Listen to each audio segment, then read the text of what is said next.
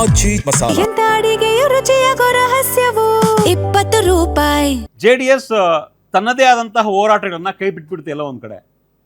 ಪ್ರತಿದಿನ ಕೇವಲ ವಾಲ್ಮೀಕಿ ವಿಚಾರವನ್ನು ಅಥವಾ ನಾಗೇಂದ್ರ ವಿಚಾರವನ್ನು BJP ಪ್ರಸ್ತಾಪ ಮಾಡಿ ಪ್ರತಿಭಟನೆ, ಅದು ಸದನದ ಒಳಗಡೆ ಆಗಿರ್ಬೋದು, ಸದನದ ಹೊರಗಡೆ ಆಗಿರ್ಬೋದು, ಎರಡೂ ಕಡೆ ದೊಡ್ಡ ಮಟ್ಟದ ಪ್ರತಿಭಟನೆಯನ್ನು ಮಾಡಿ JDSಗೆ ಅಸ್ತ್ರನೇ ಇಲ್ವೇನೋ ಅನ್ನೋ ರೀತಿಯಾಗಿ ಮಾಡಿಬಿಡ್ತಾ BJP ಅಂತ. ಅಲ್ಲ, ನಾಗೇಂದ್ರ ಪ್ರಕರಣವನ್ನು ಇಬ್ಬರೂ ಸೇರಿ ಜಂಟಿಯಾಗಿ ಪ್ರತಿಭಟನೆ ಮಾಡಬೇಕು ಅನ್ನುವಂಥ ಒಂದು ನಿರ್ಧಾರವನ್ನು, ಅಂದರೆ ಪ್ರಸ್ತಾಪ ಮಾಡಬೇಕು. ನಮ್ಮ ಪ್ರಸ್ತಾಪಕ್ಕೆ ಸರ್ಕಾರ ಮಣಿದೇ ಇದ್ದರೆ ಇಬ್ಬರೂ ಕೂಡ ಜಂಟಿಯಾಗಿ ವಿಧಾನಸಭೆ ಮತ್ತು ವಿಧಾನ ಪರಿಷತ್ತಲ್ಲಿ ಸರ್ಕಾರದ ವಿರುದ್ಧ ಹೋರಾಟ ಮಾಡಲೇಬೇಕು ಅನ್ನುವಂಥ ಒಂದು ನಿರ್ಧಾರವನ್ನು ಮಾಡಿದ್ದು ಮೈತ್ರಿ ಪಕ್ಷದ ನಾಯಕರು ನಿಜ. ಹೌದು. ಆದರೆ ಇದರ ಕ್ರೆಡಿಟ್ ಹೆಚ್ಚಾಗಿ ಯಾವ ಪಕ್ಷಕ್ಕೆ ಹೋಗ್ತಾ ಇದೆ? ಹೌದು. ನಮಗೆ ಇದರಿಂದ ಎಷ್ಟು ಮಟ್ಟಿಗೆ ಕ್ರೆಡಿಟ್ ಬರ್ತಾ ಇದೆ, ಲಾಭ ಸಿಗುತ್ತೆ. ನಾವು ಯಾವ ಅಸ್ತ್ರಗಳನ್ನು ತೆಗೆದುಕೊಂಡ್ರೆ ನಮ್ಮ ಪಕ್ಷಕ್ಕೆ ಕ್ರೆಡಿಟ್ ಬರುತ್ತೆ. ಯಾಕಂತ ಹೇಳಿದ್ರೆ ಎರಡೂ ಕೂಡ ಹಳೆ ಮೈಸೂರು ಭಾಗದ ಅಸ್ತ್ರಗಳು. ನಾವು ಈಗ ಏನು ಹೇಳಿದ್ವಿ, ಒಂದು ಬಿಡದಿ ಟೌನ್ಶಿಪ್, ಮತ್ತೊಂದು ನೈಸ್ ಪ್ರಕರಣ, ಎರಡನ್ನೂ ಕೂಡ ಪ್ರಸ್ತಾಪ ಮಾಡಿದ್ದು ಅವತ್ತಿಂದ ಇವತ್ತಿನ ಕಾಲದವರೆಗೂ ಕೂಡ JDS ನಾಯಕರುಗಳೇ. ಒಂದು, ರಾಜ್ಯದಲ್ಲಿ ನಾವು ಈಗಾಗಲೇ ಹೇಳಿದಂತೆ ರಾಜ್ಯ JDSಗೆ ಪ್ರಬಲ ನಾಯಕತ್ವದ ಕೊರತೆ ಇದೆ, ಕಾಣಿಸ್ತಾ ಇದೆ, ಎದ್ದು ಕಾಣಿಸ್ತಾ ಇದೆ. ಸದನದ ಒಳಗಡೆನೂ ಕಾಣಿಸ್ತಾ ಇದೆ, ಸದನದ ಹೊರಗಡೆನೂ ಕೂಡ ಕಾಣಿಸ್ತಾ ಇದೆ. ಯುವ ಘಟಕದ ರಾಜ್ಯಾಧ್ಯಕ್ಷರಾಗಿ ನಿಖಿಲ್ ಕುಮಾರಸ್ವಾಮಿ ಅವರು ರಾಜ್ಯ ಪ್ರವಾಸ ಮಾಡ್ತಾ ಇದ್ದಾರೆ, ಪಕ್ಷವನ್ನು ಕಟ್ಟುವಂಥ ಒಂದು ಕೆಲಸ ಮಾಡ್ತಾ ಇದ್ದಾರೆ. ಆದರೆ ವಿಧಾನಸಭೆಯಲ್ಲಿ ಕುಮಾರಸ್ವಾಮಿ ಅವರು ವಿಧಾನಸಭೆಯಲ್ಲಿ ಇದ್ದಾಗ JDS ಪರ್ಫಾರ್ಮೆನ್ಸ್, ಕುಮಾರಸ್ವಾಮಿ ಅವರು ವಿಧಾನಸಭೆಯಲ್ಲಿ ಇಲ್ಲದೆ ಕೇಂದ್ರಕ್ಕೆ ಹೋದಾಗ JDS ಪರ್ಫಾರ್ಮೆನ್ಸ್ ನಾವು ಲೆಕ್ಕಾಚಾರ ಹಾಕಿದ್ರೆ ವಿಧಾನಸಭೆಯಲ್ಲಿ ಈ ಬಾರಿ JDS ಪರ್ಫಾರ್ಮೆನ್ಸ್ ಭಾಳಷ್ಟು ಕಳಪೆ ಆಗಿದೆ. ಇದರಲ್ಲಿ ನೋ ಡೌಟ್ ಅಟ್ ಆಲ್. ಯಾಕಂತ ಹೇಳಿದ್ರೆ ಸುರೇಶ್ ಬಾಬು ಅವರಿಗೆ ಎಲ್ಲ ಶಾಸಕರನ್ನು ಕೂಡ ಒಗ್ಗೂಡಿಸ್ಕೊಂಡು ಹೋಗುವಂತಹ, ಅವರು ಒಳ್ಳೆಯವರೇ, ಆದರೆ ಎಲ್ಲರನ್ನೂ ಕೂಡ ಒಗ್ಗೂಡಿಸ್ಕೊಂಡು ಹೋಗೋಕೆ ಆಗ್ತಿಲ್ಲ ಅನ್ನುವಂಥದ್ದನ್ನು ಶಾಸಕರು. ಇನ್ನೊಂದು ಪ್ರಶ್ನೆ ಇದೆ ಮಾರುತಿ. ಈಗ JDS ಶಾಸಕರು ಇರೋದು 18 ಜನ ಅಲ್ವಾ? 18 ಜನ. BJP ಅವರು 63-64 ಜನ ಇದ್ದಾರೆ ಆಯಿತಾ. ಯತ್ನಾಳ್ ಬಿಟ್ಟರೆ 62 ಜನ ಇದ್ದಾರೆ. ಓಕೆ, 140 ಜನ ಇರ್ತಕ್ಕಂಥ ಕಾಂಗ್ರೆಸ್ ನಾಯಕರೇ ಅತಿ ಹೆಚ್ಚು ತುಂಬಿಕೊಂಡಿದ್ದಾರೆ. ಆಮೇಲೆ ನೀವು ಹೇಳಿದಂತೆ ಆರಂಭದಲ್ಲಿ ವಾಲ್ಮೀಕಿ ವಿಚಾರವನ್ನು ಬಹು ದೊಡ್ಡ ಅಸ್ತ್ರವಾಗಿ ಬಳಸ್ಕೊಳ್ತು. BJP ಅದನ್ನು ದೊಡ್ಡ ಮಟ್ಟದ ಎನ್ಕ್ಯಾಶ್ ತಗೊಳ್ತು. BJP ಜೊತೆ JDS ಪ್ರತಿಭಟನೆ ಮಾಡಿದ್ರೂ ಕೂಡ ಇದು JDS ಕೈಗೊಂಡಂತಹ ಪ್ರತಿಭಟನೆ ಅಲ್ಲ, JDSೇ ಈ ಪ್ರತಿಭಟನೆನೇ ಕೈಗೆತ್ಕೊಂಡಿಲ್ಲ ಅನ್ನೋದು ಎಲ್ಲರಿಗೂ ಸ್ಪಷ್ಟವಾಗಿ ಗೊತ್ತಾಗ್ತಾ ಇತ್ತು. ಯಾಕೆ ಇವಳು ಆರಂಭದಲ್ಲೇ ಒಬ್ಬ ಪ್ರತಿಪಕ್ಷವಾಗಿ JDS ನಾವು ನೈಸ್ ವಿಚಾರನ ಪ್ರಸ್ತಾಪ ಮಾಡ್ತೀವಿ ಅಥವಾ ಬಿಡದಿ ವಿಚಾರವನ್ನು ಪ್ರಸ್ತಾಪ ಮಾಡ್ತೀವಿ ಅಂತ ಯಾಕೆ ಆ ವಿಚಾರವನ್ನು ಎತ್ಕೊಳ್ಳಿಲ್ಲ ಇವರು ಅಂತ? ಅಲ್ಲ, ಮೈತ್ರಿ ಪಕ್ಷಗಳ ಸಭೆಯಲ್ಲೂ ಅದು ಚರ್ಚೆ ಆಗಿದೆ. ಮೊದಲನೇದಾಗಿ ಇಬ್ಬರೂ ಸೇರಿ ನಾಗೇಂದ್ರ ಪ್ರಕರಣವನ್ನು ಪ್ರಸ್ತಾಪ ಮಾಡಬೇಕು, ಅದಾದ ಬಳಿಕ ನಾವು ನೈಸ್ ಮತ್ತು ಬಿಡದಿ ಟೌನ್ಶಿಪ್ ಪ್ರಕರಣಗಳನ್ನು ಕೈಗೆತ್ಕೊಳ್ಬೇಕು ಅಂತ. ಆದರೆ ವಿಧಾನಸಭೆಯಲ್ಲಿ ಪ್ರತಿದಿನವೂ ಕೂಡ ನಾಗೇಂದ್ರ ಅವರ ವಿಚಾರ ದಿನೇ ದಿನೇ ಹೇಳ್ಕೊತ ಹೋದರೆ ಇನ್ನೇನು ಸದನ ನಡೆಯೋದೇ ಇನ್ನು ಶುಕ್ರವಾರದವರೆಗೂ ಕೂಡ ನಡಿಬೇಕು. ಆದರೆ ಬಹುತೇಕ ಶುಕ್ರವಾರದವರೆಗೂ ಕೂಡ ಸದನ ನಡೆಯಲ್ಲ. ರಾತ್ರಿಯಿಂದ ಪ್ರತಿಭಟನೆ ಬೇರೆ ಮಾಡ್ತಾರೆ, ಅಹೋರಾತ್ರಿ ಧರಣಿಯನ್ನು ಈಗಾಗಲೇ ಘೋಷಣೆ ಮಾಡಿದ್ದಾರೆ. ಎರಡೂ ಪಕ್ಷಗಳು ಕೂಡ ಅಹೋರಾತ್ರಿ ಧರಣಿ ಮಾಡಿದ್ರೆ ಸಹಜವಾಗಿ BJP ಮತ್ತು JDSಗೆ ಪೊಲಿಟಿಕಲ್ ಅಡ್ವಾಂಟೇಜ್ ಆಗುತ್ತೆ ಅಂತ ಮುಖ್ಯಮಂತ್ರಿಗಳಿಗೂ ಗೊತ್ತು, ಕಾಂಗ್ರೆಸ್ನ ಎಲ್ಲ ಶಾಸಕರು ಕೂಡ ಗೊತ್ತು. ಹಾಗಾಗಿ ಆ ಅಸ್ತ್ರವನ್ನು ಆ ಎರಡೂ ಪಕ್ಷಗಳ ಕೈ ಕೊಡಬಾರ್ದು ಅನ್ನುವಂಥದ್ದನ್ನು ನಿರ್ಧಾರ ಮಾಡಿಕೊಂಡೆ ಬಹುತೇಕ ಇವತ್ತು ರಾತ್ರಿ, ಅದೆಷ್ಟೊತ್ತಾದರೂ ಕೂಡ ಆಗ್ಬೋದು, 1 ಗಂಟೆ ಹೆಚ್ಚಾಗ್ಬೋದು, ಇಲ್ಲ ಕಡಿಮೆ ಆಗ್ಬೋದು, ಬಹುತೇಕ 8 ಗಂಟೆವರೆಗೂ ಕೂಡ ಇವತ್ತು ವಿಧಾನಸಭೆ ನಡೆದರೂ ಕೂಡ ಆಶ್ಚರ್ಯ ಇಲ್ಲ. ವಿಧಾನಸಭೆಯಲ್ಲಿ ಅಂಗೀಕಾರ ಆಗಿರುವಂಥ ಎಲ್ಲ ಬಿಲ್ಲುಗಳು ಕೂಡ ವಿಧಾನ ಪರಿಷತ್ಗೆ ಈಗಾಗಲೇ ಹೋಗಿದ್ದಾವೆ, ಅಲ್ಲೂ ಕೂಡ ಚರ್ಚೆ ಆಗ್ತಾ ಇದೆ. ಅಲ್ಲೂ ಕೂಡ ಆಡಳಿತ ಪಕ್ಷದವರು ಅಷ್ಟೇ ಭಾಗವಹಿಸ್ತಾ ಇದ್ದಾರೆ, ವಿರೋಧ ಪಕ್ಷದವರು ಭಾಗವಹಿಸ್ತಾ ಇಲ್ಲ. ಹೀಗಾಗಿ ಎಲ್ಲ ಬಿಲ್ಲುಗಳು ಮತ್ತೆ ವಿಧಾನ ಪರಿಷತ್ತಿಂದ ಪಾಸಾಗಿ ವಿಧಾನಸಭೆಗೆ ಬಂದ ತಕ್ಷಣ ಬಹುತೇಕ ಇವತ್ತು ತೆರೆ ಎಳೆಯುವಂಥ ಸಾಧ್ಯತೆ ಎಂಡ್ ಆಗ್ಬೋದು ಅಂತ. ಬಟ್ ಇಲ್ಲಿ JDS ನಾಯಕರು ಎಲ್ಲಿ ಎಡವಟ್ಟು ಮಾಡ್ಕೊಂಡಿದ್ದು ಅಂತ ಹೇಳಿದ್ರೆ, ಹೌದು, ಕೊನೆಯ ಶುಕ್ರವಾರ ಆರಂಭ ಆಗಿದ್ದು, 5 ದಿನ, ಕಳೆದ ವಾರ 5 ದಿನನೂ ಕೂಡ ಪ್ರತಿಭಟನೆ ಮಾಡಿದ್ರು. ಒಟ್ಟು 6 ದಿನ ಆಗಿತ್ತು. ಅಷ್ಟೊತ್ತಿಗೆ ನಾವು ನಮ್ಮ ವಿಚಾರಗಳಾಗಿರುವಂತಹ ನೈಸು ಮತ್ತು ಬಿಡದಿ ವಿಚಾರವನ್ನು ಪ್ರಸ್ತಾಪ ಮಾಡಬೇಕು ಅನ್ನುವಂಥದ್ದನ್ನು ಸ್ಪೀಕರ್ ಅವ್ರ ಬಳಿ ಹೋಗಿ ಹೇಳ್ಬೇಕಾಗಿತ್ತು.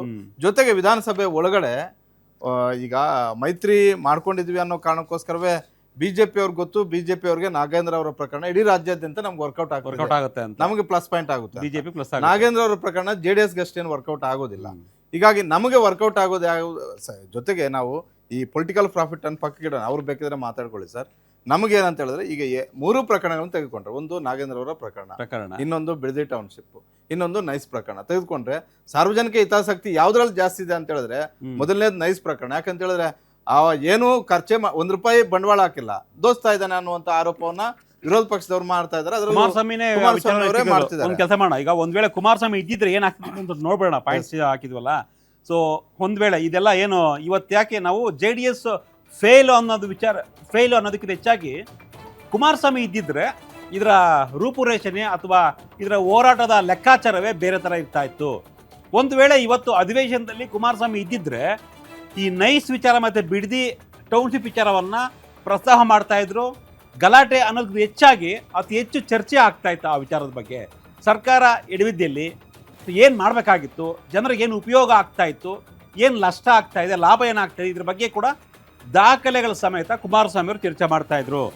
ಸೊ ಸಾರ್ವಜನಿಕರ ಹಿತಾಸಕ್ತಿ ಇರೋ ವಿಚಾರಗಳನ್ನ ಕುಮಾರಸ್ವಾಮಿ ಇದ್ದಿದ್ರೆ ಅಧಿವೇಶನ ಚರ್ಚೆ ಆಗ್ತಾ ಇತ್ತು. ನಾಗೇಂದ್ರಗಿಂತ ಹೆಚ್ಚಾಗಿ ನೈಸ್ ಮತ್ತು ಬಿಡದಿ ವಿಚಾರ ಜನರಿಗೆ ಹತ್ರ ಆಗುವಂಥ ವಿಚಾರ. ಆ ಬಗ್ಗೆ ಸಾರ್ವಜನಿಕರಿಗೆ ಗೊಂದಲ ಇದೆ. ಈಗ ಟೋಲ್ ಕಟ್ಟಬೇಕಾ ಬೇಡವಾ, ಇದುವರೆಗೂ ಕೂಡ ಸ್ಪಷ್ಟವಾಗಿ ಯಾರು ಹೇಳ್ತಾ ಇಲ್ಲ ಎಕ್ಸೆಪ್ಟ್ JDS ಆ್ಯಂಡ್ ಕುಮಾರಸ್ವಾಮಿ. ಸರ್ಕಾರ ತನ್ನದೇ ಆದ ಒಂದು ವಾದವನ್ನು ಮಂಡಿಸ್ತಾ ಇದೆ. ಈ ವಿಚಾರವಾಗಿ ಚರ್ಚೆ ಆಗಬೇಕಾಗಿತ್ತು. ಕುಮಾರಸ್ವಾಮಿ ಇದ್ದಿದ್ರೆ ಚರ್ಚೆ ಆಗ್ತಾ ಇತ್ತು. ಜೊತೆಗೆ ಈಗೇನು ಆಗಲೇ ಮಾರುತಿ ಹೇಳ್ತಾ ಇದ್ರು, ಕಳೆದ ಒಂದು 7 ದಿನ 5 ದಿನ 6 ದಿನ ಆಗೋಯ್ತು, ನಾಗೇಂದ್ರ ವಿಚಾರ ಮುಗಿಸ್ಬೇಕಾಗಿತ್ತು. ಆಯಿತು, ನಮ್ಮ ವಿಚಾರಗಳನ್ನು ಚರ್ಚೆಗೆ ಇಡಿ ಅಂತ JDS ನಾಯಕರು ಸ್ಪೀಕರ್ ಅವರ ಮನವನ್ನು ಒಲಿಸಬೇಕಾಗಿತ್ತು. ಬಟ್ JDS ನಾಯಕರು ಅದನ್ನು ಮಾಡಲಿಲ್ಲ. ಒಂದು ವೇಳೆ ಕುಮಾರಸ್ವಾಮಿ ಅವರು ಸದನದಲ್ಲಿ ಇದ್ದಿದ್ರೆ ಡೆಫಿನೆಟ್ಲಿ ಅದು ಆಗ್ತಾ ಇತ್ತು.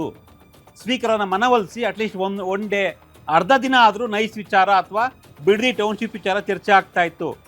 ಈ ಥರ ಸಹಜವಾಗಿಯೇ ಕುಮಾರಸ್ವಾಮಿ ಅವರ ಏನಕ್ಕೆ ಈ ಸದನದಲ್ಲಿ ಚರ್ಚೆ ವಿಚಾರದಲ್ಲಿ ಅವರ ಅಥವಾ ಪ್ರೆಸ್ ಮೀಟ್ ವಿಚಾರದಲ್ಲಿ ಬಂದಾಗ ಎಲ್ಲ ಡಾಕ್ಯುಮೆಂಟನ್ನು ದಾಖಲೆಗಳ ಸಮೇತ ತೋರಿಸಿ ಅವರು ಸುದ್ದಿಗೋಷ್ಠಿಯನ್ನು ಮಾಡೋದು ಅಥವಾ ಅಧಿವೇಶನದಲ್ಲಿ ಮಾತಾಡೋದು, ಡಾಕ್ಯುಮೆಂಟ್ ಇಲ್ಲದ್ರೆ ಮಾತನಾಡಲ್ಲ. ಆ ಡಾಕ್ಯುಮೆಂಟ್ಸನ್ನು ತೋರಿಸಿ ಕುಮಾರಸ್ವಾಮಿಯವರು ಸುದ್ದಿಗೋಷ್ಠಿಯನ್ನು ಅಥವಾ ಸದನದಲ್ಲಿ ಇಡ್ತಾ ಇದ್ರು. ಈ ಕೆಲಸವನ್ನು JDS ನಾಯಕರು ಯಾರೂ ಮಾಡಲಿಲ್ಲ. ಈ ಒಂದು ಅಧಿವೇಶನದಲ್ಲಿ ಎಲ್ಲರೂ ಕೂಡ BJP ನಾಯಕರ ಜೊತೆ ಅವ್ರ ಪ್ರತಿಭಟನೆ ಭಾಗಿಯಾದ್ರು ಮಾರುತಿ, ಇಲ್ಲ ಅವ್ರ ಜೊತೆ ನೀವು ಹೇಳಿದಂತೆ ಹೊರಗಡೆ ಪ್ರತಿಭಟನೆ ಮಾಡಿದ್ರು, ಒಳಗಡೆ ಪ್ರತಿಭಟನೆ ಮಾಡಿದ್ರು. ಇವತ್ತು ಕೂಡ ಪ್ರತಿಭಟನೆ ಇತ್ತು, ಆ ಪ್ರತಿಭಟನೆಯಲ್ಲಿ ಭಾಗಿಯಾದರು. ಅಂದರೆ BJP ಅವರನ್ನು ಫಾಲೋ ಮಾಡಿದ್ರೆ ಹೊರತು JDS ನಾಯಕರು ತನ್ನದು ಈ ವಿಚಾರ ಅನ್ನೋದನ್ನ ಅವರು ಪ್ರಸ್ತಾಪ ಮಾಡಲೇ ಇಲ್ಲ. ಬಹುಶಃ ಅದರ ಒಂದು ಗೋಜಿಗೂ ಕೂಡ ಓದಂತೆ ಕಾಣಿಸ್ತಾ ಇಲ್ಲ ಅವರು. ಸೊ ಇಲ್ಲಿ ಫೇಲ್ ಆದರು, ಎಡವಟ್ಟು ಮಾಡಿಕೊಟ್ರು. ಅಟ್ಲೀಸ್ಟ್ ಕುಮಾರಸ್ವಾಮಿ ಅವರನ್ನು ಕೇಳಬೇಕಿತ್ತೇನೋ ಅನ್ಸುತ್ತೆ. ಕುಮಾರಸ್ವಾಮಿ ಅವರನ್ನು ಒಂದು ಕಾಂಟ್ಯಾಕ್ಟ್ ಮಾಡಿ ಏನು ಮಾಡಬಹುದು, ನಾವು ಇದನ್ನ ಯಾವ ಥರ ಪ್ರಸ್ತಾಪವನ್ನು ಮಾಡಬಹುದು ಸೆಷನ್ನಲ್ಲಿ ಅಂತ ಒಂದು ರೀತಿ ಗೈಡೆನ್ಸ್ ತಗೊಂಡಿದ್ರೆ ಬಹುಶಃ JDS ಇದರಲ್ಲಿ ಸಕ್ಸಸ್ ಆಗ್ಬೋದಾಗಿತ್ತೇನೋ. ನಮಗೆ ಶುಕ್ರವಾರ ವಿರೋಧ ಪಕ್ಷದ ನಾಯಕ R. ಅಶೋಕ್ ಅವರು ಒಂದು ಸ್ಟೇಟ್ಮೆಂಟ್ ಮಾಡ್ತಾರೆ ಮಾಧ್ಯಮಗಳಿಗೆ ಬಂದು, ನಾವು ನಾಗೇಂದ್ರ ಪ್ರಕರಣವನ್ನು ಕಳೆದ 6 ದಿನಗಳಿಂದಲೂ ಕೂಡ ಚರ್ಚೆ ಮಾಡ್ತಾ ಇದ್ವಿ, ಆದರೆ ಸರ್ಕಾರ ಯಾಕೋ ಇದನ್ನು ಸಮರ್ಥನೆ ಮಾಡ್ಕೊಳ್ಳೋದಕ್ಕೆ ನಿಂತಿದೆ. ಮುಂದೆ ಏನು ಮಾಡಬೇಕು ಅನ್ನೋಂಥದ್ದನ್ನು ಇಲ್ಲ ಶನಿವಾರ ಭಾನುವಾರ ಕುಮಾರಸ್ವಾಮಿ ಅವ್ರ ಜೊತೆ ಕೂತು ಚರ್ಚೆ ಮಾಡ್ತೀವಿ, ಮುಂದೆ ನೈಸ್ ಮತ್ತು ಬಿಡದಿ ವಿಚಾರಗಳನ್ನು ತೆಗೆದುಕೊಳ್ಳುವಂಥದ್ದಕ್ಕೆ ನಾವೇನು ಹಿಂದೇಟು ಹಾಕೋದಿಲ್ಲ ಅನ್ನುವಂಥದ್ದನ್ನು ಕೂಡ ಹೇಳಿದ್ರು. ಆದರೆ ಇವತ್ತಿನ ಪರಿಸ್ಥಿತಿ ನೋಡಿದ್ರು ಕೂಡ ವಿಜೇಂದ್ರ ಅವರು ಅದರ ಬಗ್ಗೆ ಮಾತಾಡಲಿಲ್ಲ. ಅದೇ ರೀತಿ R. ಅಶೋಕ್ ಅವರು ಕೂಡ ಬಹುತೇಕ ನಾಗೇಂದ್ರ ಅವ್ರಿಗೆ ಸೀಮಿತ ಆಯಿತು. ನಾಗೇಂದ್ರ ಅವ್ರದ್ದು ಭಾಳ ಸಣ್ಣ ಪ್ರಕರಣ, ಅವರನ್ನು ಬಿಡಬಾರ್ದು ಅನ್ನೋದೇ ನಮ್ಮ ವಾದ ಅಲ್ಲ, ಅದು ದೊಡ್ಡ ಪ್ರಕರಣವೇ. ಯಾಕಂತ ಹೇಳಿದ್ರೆ ಒಂದು ವಾಲ್ಮೀಕಿ ನಿಗಮದಲ್ಲಿ ಹಗರಣ, ಒಂದು ಅದು ಸರ್ಕಾರದ ದುಡ್ಡು, 1 ರೂಪಾಯಿನೂ ಕೂಡ ಲೆಕ್ಕ ಹೇಳಬೇಕು. ಅದರಲ್ಲೂ ಸರ್ಕಾರ ಹಲವು ಬಾರಿ ಒಪ್ಕೊಂಡಿದೆ, ಅಷ್ಟಾಗಲ್ಲ ಇಷ್ಟಾಗಿದೆ ಅಂತ ಒಪ್ಕೊಂಡಿದೆ. ಹೌದು, ಆಗಿರೋದು ನಿಜ, ಅಷ್ಟಾಗಲ್ಲ ಇಷ್ಟಾಗಿದೆ, ಅದು ರಿಕವರಿ ಮಾಡಿದೀವಿ ಅಮೌಂಟ್ ಅಂತ ಕೂಡ ಹೇಳಿದ್ದಾರೆ. ಅದನ್ನು ಇಟ್ಕೋಬೇಕಾಗಿತ್ತು. ಆದರೆ ಅದಕ್ಕಿಂತಲೂ ಭಾಳಷ್ಟು JDS ಅಸ್ತ್ರಗಳು, ಯಾಕಂತ ಹೇಳಿದ್ರೆ ಮೈತ್ರಿ ಪಕ್ಷಗಳು ಇಬ್ಬರು ಕೂತು ಮಾತಾಡಿದಾಗ 15 ದಿನಗಳ ಹಿಂದೆ ಮಾತಾಡಿದಾಗ ಈ 3 ಅಸ್ತ್ರಗಳನ್ನು ನಾವು ಬಳಸಬೇಕು. ಈ ಬಾರಿ ಮುಖ್ಯಮಂತ್ರಿಗಳ ಮೊದಲ ಚೊಚ್ಚಲ ಅಧಿವೇಶನ ಆಗಿರೋದ್ರಿಂದ ಅವರನ್ನು ಇಕ್ಕಟ್ಟಿಗೆ ಸಿಕ್ಕಿಸ್ಬೇಕು ಅಂತ. ಆದ್ರೆ ನನಗನ್ನಿಸ್ತಾ ಇದೆ ಅವ್ರಿಗೇನು ಇಕ್ಕಟ್ಟು ಆಗಲಿಲ್ಲ. ನಾಗೇಂದ್ರಿಗೆ ಮಾತ್ರ ಭಾಳಷ್ಟು ಇಕ್ಕಟ್ಟಾಯಿತು, ಪೆಟ್ಟು ಬಿತ್ತು ಅನ್ನೋದು ಬಿಟ್ರೆ, ನಾಗೇಂದ್ರಿಗೆ ಮಾತ್ರ ಒಂದಷ್ಟು ಡಿಸ್ಟರ್ಬ್ ಆಯಿತು ಅನ್ನೋದು ಬಿಟ್ರೆ, ಇದರಲ್ಲಿ ಮುಖ್ಯಮಂತ್ರಿಗಳಂತೂ ಸೇಫ್ ಆದರು, ರಾಜ್ಯ ಸರ್ಕಾರ ಸೇಫ್ ಆಯಿತು. ಒಂದು ವೇಳೆ ಬಿಡದಿ ಮತ್ತು ನೈಸ್ ವಿಚಾರವನ್ನು ಇವರು ಪ್ರಸ್ತಾಪ ಮಾಡಿದ್ರೆ ಸಹಜವಾಗಿ ಮುಖ್ಯಮಂತ್ರಿಗಳು ಸೇರಿದಂತೆ ಕಾಂಗ್ರೆಸ್ ಅವ್ರಿಗೆ ಬಹಳಷ್ಟು ಜನರಿಗೆ ಇದು ಸಮರ್ಥನೆ ಮಾಡ್ಕೊಳ್ಳೋದು ಹೆಂಗೆ ಅಂತ, ಯಾಕಂದ್ರೆ ಟ್ರಿಗರ್ ಆಗ್ತಾ ಇದ್ರು, ಸಮರ್ಥನೆ ಮಾಡ್ಕೊಳ್ಳೋದು ಅಷ್ಟು ಸುಲಭ ಆಗಿರಲಿಲ್ಲ, ಮತ್ತೆ ಜನರಿಗೆ ರೀಚ್ ಆಗುವಂತ ಸಬ್ಜೆಕ್ಟ್. ಒಂದು ನೈಸ್ ವಿಚಾರದಲ್ಲಿ ರೈತರು ಬರ್ತಾರೆ, ಹೌದು, ಜನಸಾಮಾನ್ಯರು ಬರ್ತಾರೆ. ಯಾಕಂದ್ರೆ ಬೆಂಗಳೂರು ಸುತ್ತಮುತ್ತ ಜನ ಇರೋ 1.5 ಕೋಟಿ ಜನ ಇದ್ದಾರೆ. ಸೊ ಎಲ್ರಿಗೂ ಅಟ್ಯಾಕ್ ಎಲ್ರಿಗೂ ಟಚ್ ಆಗುವಂತ ಮ್ಯಾಟರ್ ಆಗಿರ್ತಿತ್ತು. ಬಟ್ ನನಗೆ JDS ಅಲ್ಲಿ ಏನು ಸಮಸ್ಯೆ ಆಗ್ತಿದೆ ಅಂದರೆ, JDS ಅಲ್ಲಿ ಕುಮಾರಸ್ವಾಮಿ ಅವರು ಇದ್ದಿದ್ರೆ ಕಳೆದ 30 ವರ್ಷಗಳ ಇತಿಹಾಸ ಸಂಪೂರ್ಣವಾಗಿ ಡೇಟ್ ವೈಸ್ ಗೊತ್ತಿತ್ತು. ವಿಧಾನಸಭೆ ದೇವೇಗೌಡರ ತರ ಡಾಕ್ಯುಮೆಂಟ್ಸ್ ಇಟ್ಟು ಹೇಳ್ತಾ ಇದ್ರು. ಆಯ್ತು, ಈಗೆಲ್ಲ ಆಗ್ಬಿಟ್ಟಿದೆ ಮಾರುತಿ. ಓಕೆ, ಈಗ ಈ ಅಧಿವೇಶನ ಮುಗಿತಾ ಬಂದಿದೆ, JDS ನಾಯಕರು ಸಮರ್ಥವಾಗಿ ಯೂಸ್ ಮಾಡ್ಕೊಳ್ಳಿಲ್ಲ. ಈಗ ಎಲ್ಲರಿಗೂ ಕಾಡ್ತಿರೋ ಪ್ರಶ್ನೆ ಏನಪ್ಪ ಅಂದರೆ ಕುಮಾರಸ್ವಾಮಿ ಅವರು ರಾಜ್ಯ ರಾಜಕಾರಣಕ್ಕೆ ಬರ್ತಾರಾ ಬರಲ್ವಾ ಅಂತ. ಈಗ ಏನೋ ಸೆಂಟ್ರಲ್ಲೂ ಕೂಡ ಕ್ಯಾಬಿನೆಟ್ ರೀಶಫಲ್ ಆಗುತ್ತೆ ಅನ್ನೋ ಥರ ಚರ್ಚೆ ಆಗ್ತಾ ಇದೆ. ಕುಮಾರಸ್ವಾಮಿ ಅವ್ರನ್ನ ಬಿಟ್ಕೊಡಲ್ಲ ಏನು ಮೋದಿ ಅವರು ಲಾಸ್ಟ್ ಒಂದು 6 ತಿಂಗಳು ಇರಬೇಕಾದ ಕಳಿಸ್ತಾರೆ ರಾಜ್ಯಕ್ಕೆ ಅನ್ನೋ ಥರ ಚರ್ಚೆ ಆಗ್ತಾ ಇದೆ. ಸೊ ಏನು ನಿಮಗೆ ಗೊತ್ತಾದ ಮಾಹಿತಿ ಪ್ರಕಾರ ಕುಮಾರಸ್ವಾಮಿ ಅವರು ರಾಜ್ಯ ರಾಜಕಾರಣಕ್ಕೆ ಬರೋದು ಬಹುತೇಕ ಡೌಟು, ಅಂದರೆ ಕನ್ಫರ್ಮ್ ಸರ್, ಡೌಟ್ ಅಲ್ಲ ಕನ್ಫರ್ಮು. ಬಟ್ ಯಾವಾಗ ಬರ್ತಾರೆ?